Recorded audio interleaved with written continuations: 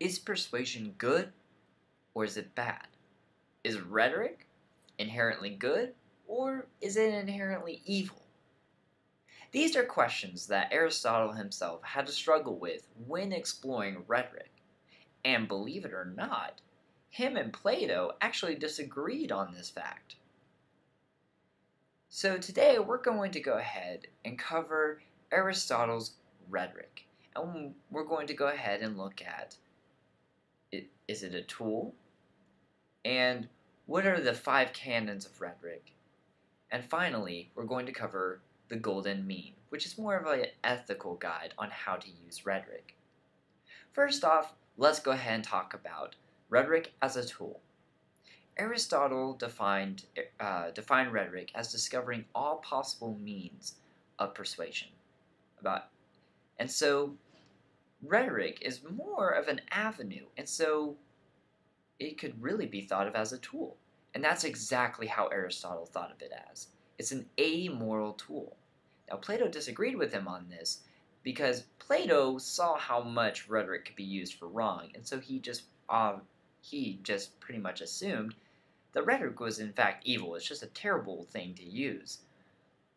However, Aristotle believed that it was just a tool to try and explain truth, which is where you get this kind of comparison between Aristotle and Plato.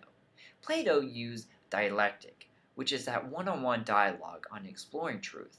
Rhetoric is just simply explaining that truth that is already found and explaining it to an audience. Now, with this tool, there are certain virtues that come with this. In an article by Emile Rorty called Aristotle on the Virtues of Rhetoric, wrote, "Virtues are capable of being misdirected and misused. A rhetorician can give clear arguments for a bad cause. He can calculatively and deliberately act harmfully." What this means is that since it's a tool, it can be used for good or for bad. Now, when you have a tool, there are proper ways on how to use it, the most effective ways to use it, and that's where we get the 5 canons of rhetoric, which is invention, arrangement, style, delivery, and memory. Invention comes in the fact of finding the right arguments, finding the right things to say. Arrangement is how you put those things all together. In an article called Hypertext and the Rhetorical Canons, J. David Butler wrote, "Aristotle established the tradition of enumerating the parts of speech, exordium, statement, proof, and so on, and naturally fell into explaining how to frame arguments and appeals appropriate to each part." What this means is that there's a certain consistency. It's finding how everything fits together, which makes it so much more effective. Now you also have style, which in style, Aristotle talked about using metaphors, because really it's easier to learn with a metaphor. You explain something to a child by using a metaphor. It's so much easier to relate it to something that the person already knows. Now, the next is delivery. Delivery is more about making it natural. It's naturally persuasive. There's something behind it. It makes it so much easier. It's on a personal level to connect with that person. Now next we have memory. Memory is very important, not just because so that you can have all these things in your head, but so that you can bring out them just take them from your mind and use them. It's kind of having a bank of ideas and thoughts and being able to use them when necessary. It kind of like carrying around a bag full of your tools. You have something ready for any kind of occasion, and memory is very important to use in persuasion.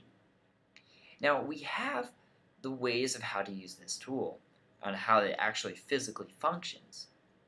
However, it can still be used for good or for wrong. And so therefore, we're going to have to look at the golden mean, which is more of an ethical guide on how to use rhetoric. Now, truth has a certain appeal. Louis S. Self, in an article called Rhetoric and Phronesis, the Aristotelian Ideal, wrote, There is no necessary conflict between ethical persuasion and effective persuasion in the rhetoric. In fact, Aristotle's statement that truth tends to be more persuasive than lies suggests just the contrary. What this means is that truth, yes, is more appealing than lies, no doubt. However, it can still be abused. It can still be used for wrong. And Aristotle knew this. And that's why he supplied the golden mean, which is really about moderation and how whatever kind of persuasive act you're involved in, use moderation. Don't go over the top and don't shy away too much. Try and use the exact amount.